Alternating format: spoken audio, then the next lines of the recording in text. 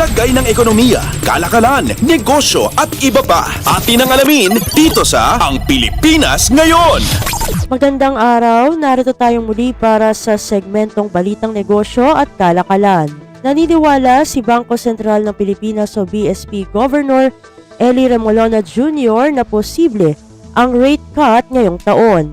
Matatandaan na pinanatili ng Monetary Board ng BSP ang policy rates sa kanilang huling dalawang sunod na pagpupulong noong 2023. Ayon kay Remolona, ang January 2024 headline inflation rate ay posibleng isang low number dahil sa base effects. Ang headline inflation ay bumagal pa sa 3.9% noong December 2023 na sa wakas ay pasok sa 2 to 4% target range ng pamahalaan. Ito ang pinakamababa magmula nang maitala ang 3% noong February 2022. Ang official January 2024 headline inflation data ay ilalabas sa unang linggo ng Pebrero. Lagay ng ekonomiya, kalakalan, negosyo at iba pa. Atin ang alamin dito sa Ang Pilipinas Ngayon. Sa iba pang mga balitang negosyo, bumaba ang trade deficit ng bansa noong Disyembre ng nakaraang taon. Ito ay ayon sa Philippine Statistics Authority o PSA. Sa preliminary data ng PSA ay lumitaw na ang balance of trade in goods ay nagtala ng $4.01 billion deficit noong Disyembre ng taong 2023, lumiit ng 11% mula sa $4.5 billion trade gap noong Disyembre 2022.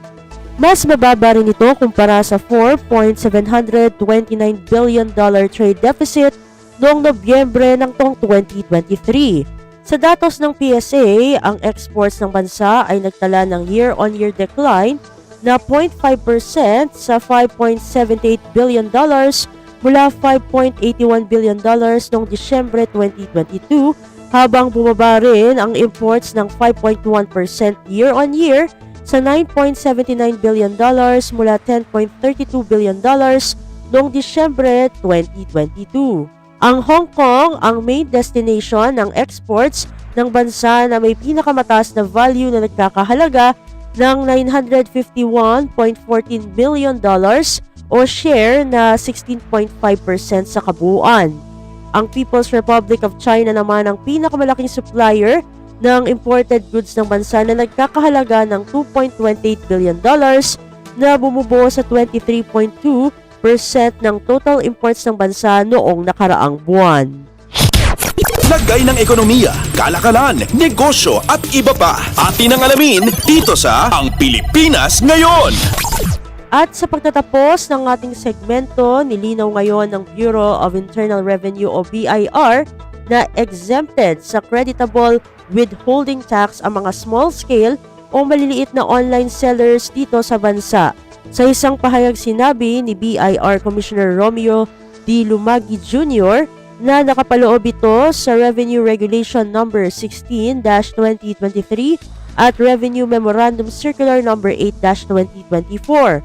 Ito aniya ay bilang tulong na rin sa maliliit na negosyante online. Ang mga pasok sa tax exemption ay ang mga online seller na ang annual total gross remittances ay hindi lalagpas sa 500,000 pesos sa nakalipas na taxable year.